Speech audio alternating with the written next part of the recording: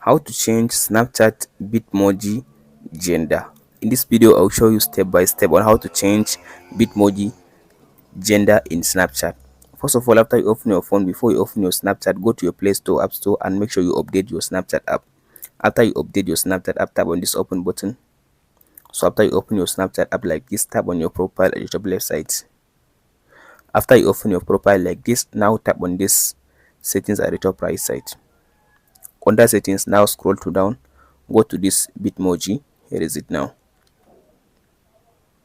After I open this Bitmoji, now tap on this unlink my Bitmoji. So tap on this remove button. So under this remove, now tap on this create my avatar. So in this section, now select the gender you want to go with it. For me, I'll go with this men. So in this section now, it will give you more option to choose. So tap on this section to choose the haircut.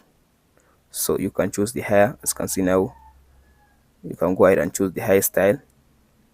You can just go ahead and just your so after you finish all this customizing your Bitmoji, you can go ahead and choose all this information in this section. Like so after you finishing after you finish choosing all your outfit, tap on this save button.